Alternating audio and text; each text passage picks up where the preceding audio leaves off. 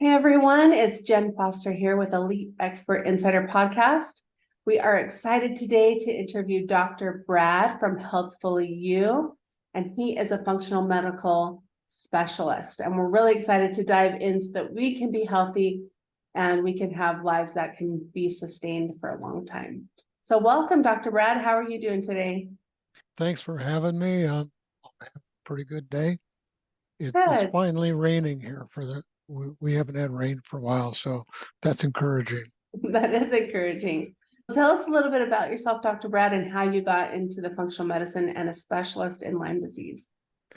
Um, all of that was actually a matter of circumstance. I started getting chronic illness problems when I was a really young child. I woke up in the middle of the night with excruciating, gut-wrenching pain that doubled me over. First trip into the hospital at that age, said I had inflamed intestines. They do a few things, never tell you why you have it, what caused it, just here, this will make you better. And that started a huge journey with all kinds of chronic illness. I've had chronic fungal infections, candida, ear issues. I've had vertigo so bad I had a hard time even standing up and moving with the whole world spinning around me. I've had chronic Lyme disease, and we had to figure out what was causing all those things, what all the mechanics were, and how to resolve all those, because no one else had any answers. And I really believe that's where everybody with any kind of a chronic health issue is. They're always going from doctor to doctor trying to get answers to something, and they never get them. So my own curious mind and always want to know how things work, we figured that out to a huge degree. Everything that we do, I've done on myself. We tried it on multitudes of others, and it's given us the ability to restore health to over 4 times what other doctors just help in Mhm. every aspect of chronic illness. So it's been a huge thing. And wrote a book. It's called Exposing Lyme and Chronic Illness, which covers all the different aspects of every kind of chronic illness there is, from gut issues, toxicity issues, hormone dysregulation, infertility, autoimmune issues, all the way up to Lyme disease. It explains what's going on inside the body, which almost nobody knows. Yeah. And people are just throwing all these treatment protocols at things, which are guesses, hoping something's going to stick, and it doesn't. Why people stay sick forever. Yeah. And traditional medicine here in the United States is just, it's ridiculous. My son has had some chronic headaches and some cluster headaches and migraines and all these things for the last couple of years. And our general practitioner just says, we can get you an appointment with the neurologist. And then the neurologist says, everything looks good. We'll get you an appointment with the cardiologist. Then you talk to the cardiologist and they say, everything looks good. And then we go back to the general practitioner. Nope, we're still sick. What do we do? He's, oh, let's just change up all your medicines then. We'll just change everything up. We'll give you some blood pressure medicine. That has nothing to do with headaches. So it's Yeah. just ridiculous. They can't pinpoint. They don't know what they're doing. My last experience with the medical system, big one, was I was 19, had some major back issues going on, and I signed up for a multiphasic physical. Within the last 3 days, going through all these things, and they've got all these elderly people.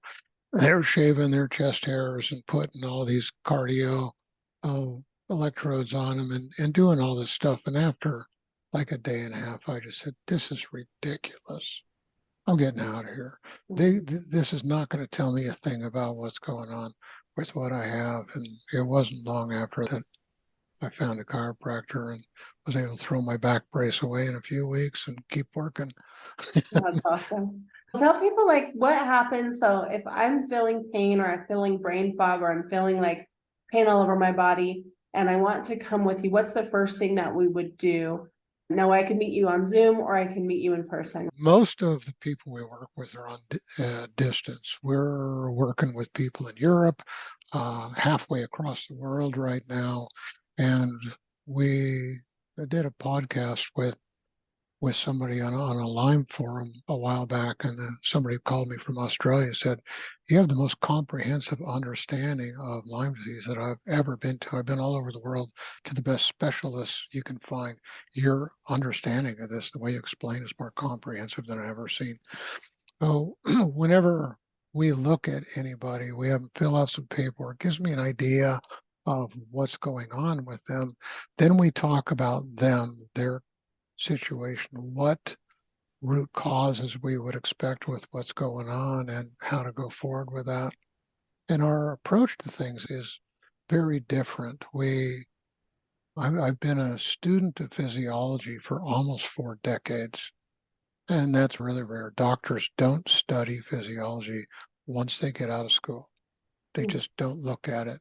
And I look at them and go, how can you ever help somebody if you don't know what's going on and how it's working? And so when we check somebody out, it doesn't matter. Like you mentioned, your son with all the headaches, one of the simplest things that most people don't realize, the biggest cause of migraine headaches is food intolerances. Is what? Food intolerances. They're a neurovascular response where the blood vessels, they contract, they expand, they contract the second time. That's when you get an aura. And if they expand the second time, you get a full-blown migraine. The cause of most of that is toxicity that comes off of food intolerances and gut problems. So it's really There's what you're eating. very much. And in understanding, everything ties together inside of the body. The hormones tie into gut function. The gut function directs global toxicity throughout the entire body. With that, the toxicity will dysregulate every metabolic function, every single organ that there is. And when you understand those things and you can start looking at stuff, you understand how everything intricately ties together. And our approach to evaluating anybody, doesn't matter what they have, is to do this very extensive metabolic testing that you can't get the kind of information that we get with our testing through lab tests. You just can't get it. You'd blow at least 9 grand trying to get close, and you wouldn't get close. Absolutely would not get close at all. And so when we're working with somebody, we evaluate all their metabolic functions, figure out at a really a minutia degree. Like a lot of people look at an adrenal, we're looking at 10 or 11 functions of adrenal. People look at a liver, we got 20, 25 functions of the liver we're looking at. And we're breaking things down like that, finding out how the body's working in every different aspect, and then we figure out how we can support that to start to bring health and restore things. And we look at food intolerances, see how they can eat to actually build health. Water supplies and drink is a part of that. And then we set that aside. And then we go through infective issues, bacterial, viral, yeast, mold, fungus, parasitic issues, and toxins to see how all that interacts. And we figure out how we can get the immune system to upregulate, deal with all those things. And then we have a foundation on day one where most places you'd be working at least a month, probably a month and a half, to try and get that information. And for us to resolve things is less than what you're going to spend another clinic just to try and get the information. Right. It's interesting. So everything that we do is completely individualized. There's no sheets of paper, here, do this, and guesswork. We test everything to make sure before somebody's done on day one that what we have is going to resolve their health problems. Awesome. So you do like a food intolerance test, or do you usually say you prefer specific diets? Do you recommend diets after you've done the test? Or I know some people who say, oh, only eat Mediterranean diet, only eat paleo diet, like only be vegetarian. Like, what do you feel about all of those types of diets? Most of your diets are a fad that are contrary to the nutrients that you need to build health. Keto kills people. It completely dysregulates their hormones. The paleo is a joke. You look at the first societies in the world, they were farming. You look at every society that thrives, they farm, they grow their own food. They weren't hunting. If you ever live in a northern climate where it's cold and it snows a lot, a hunter-gatherer thing is just ridiculous idea. It might work in your arid places like Arizona and things like that, but most people don't live in areas like that. You get in like Canada, north part of the U.S., I've been out to the middle of Siberia. You get into places like that, there's no gathering half of the year. It's all under a white blanket of snow. Right. So it really doesn't work, and that doesn't build health at all. The carnivore diet is ridiculous in its inadequacy to be able to fuel somebody's nutritional needs. So the way we build a diet is we find out what foods they can't eat. And in knowing what they can't eat, it highlights what they can. And we have built people eat the things that bring health and healing, not the things that are a fat. Yeah, I think that's really important. I know for a long time people were in the phase and saying lots of protein, and they were pushing all the protein shakes. And then all these men were like having problems with their hormones because they were drinking soy shakes every day. Soy, good soy, organic soy is really healthy. It's the GMO soy that's rotated off of corn with the atrazine. That's where the hormone dysregulation happens. So it has to do with the pesticides that they use? It's the herbicides. The herbicides. Atrazine is really the worst. People know about Roundup. Atrazine is 10 times worse than Roundup. Atrazine will take a male frog, it'll grow female reproductive organs that can produce eggs that are fertilizable, turn into tadpoles, highly mutagenic. It destroys males' ability to produce testosterone. It destroys females' sexual hormones. It emasculates all males in the whole animal kingdom. So you're talking from insects through birds, reptiles, fish, mammals, the whole 9 yards. It emasculates them all, and it turns all of the hormones upside down. It's corn, and the use of atrazine is probably the biggest creator of the sexual identity crisis we have going on in the USA. If you just got people off of corn, there's 1,000 different names for corn hidden in all kinds of products. You just get people off of corn and then normalize pretty quickly. A lot of our boxed foods, the first ingredient is high fructose corn syrup, which is part of the corn, right? Yeah, I just read an article the other day where somebody, I believe it was the Nixon administration, is the one who changed commercial farming to be producing all this corn that they had no use for. And then they had to figure out ways to put it into it. But it's so toxic that it destroys everything that it touches. And they always rotate corn and soy. One year they put corn in, the next year they put soy to put nutrients back into the soil. And then they fry them off with another crop of corn, and then they put soy back on to do that. So the soy is grown on the same toxic environment that the corn is. And studies are showing that the Roundup gets 10 feet under the surface of the soil, at least that deep. So all these plants are drawing from all of that toxicity that goes on forever and ever, and you can't just quit using it. The soil's still toxic, and whatever you grow on it's going to be just making everybody sick. So that's absolutely a huge aspect, and that's part of what we do in our testing.